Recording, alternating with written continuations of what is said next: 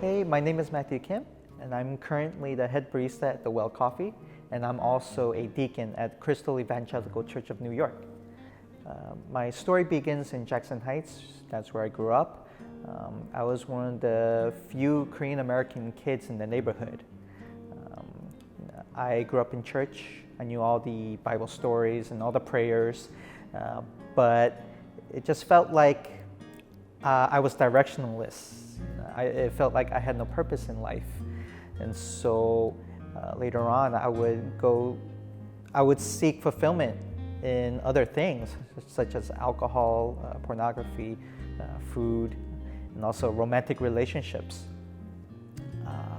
It felt like no matter how many retreats I went to, no matter how many conferences I attended or altar calls that I answered, it felt like nothing could fill that void in me. I thought growing up in church, you would find the love of God, but instead I found bullying from my peers. I always felt like the odd one out, and so that led me to seeking approval from others, doing what they did, liking the things that they liked, hoping that would gain me acceptance. But it wasn't until I arrived in Crystal Church that I truly felt the love of Jesus for the first time. And so that's where I discovered my passion for Christ. In spite of all that, I felt like there was this void that needed to be filled. So I tried filling it again and again with things that satisfied my sinful flesh, but I felt like I could never overcome it. So after college, I bounced around from job to job. I took jobs as a life insurance agent. I worked as an accessories warehouse worker in the Bronx. I worked as a receptionist and also as a bank teller. And unfortunately, I got let go from that job. And so in a desperate attempt, I contacted a friend of mine who was actually a barista at this cafe called Grace Street in Koreatown. So working there, learning the craft, working in hospitality, I found success. But even though I found that success, I could never fill that void that was still in me. And so I hit the bars.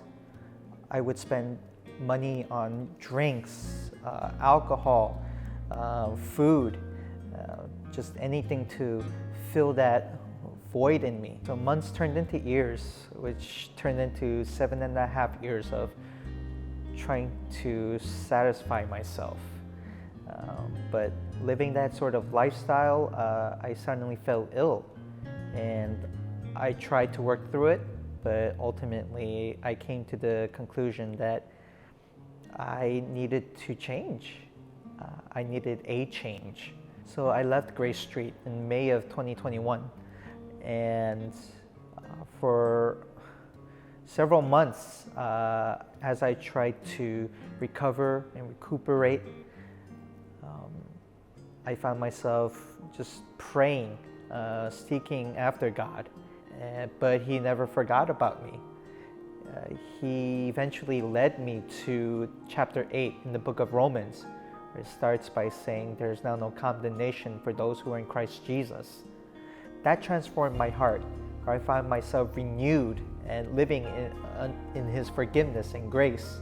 He eventually brought me back to my old fellowship, where I am now currently a worship leader, serving my brothers and sisters through song. I am also a deacon, having served in missions trips and also serving our community. Thus, I began to rebuild my life. From there, I rediscovered not only my love for coffee and hospitality, but also the pursuit of godliness. But my story doesn't end here. I'm still learning, still making mistakes, still broken. But with the grace of God, I'm being healed, renewed every day, and I'm constantly being metamorphed into the likeness of Christ. wherever I go from here, I pray that Jesus is ever present in my life. And I pray that I will walk with him until the day he comes back or he calls me home. This has been my testimony. Thanks for listening.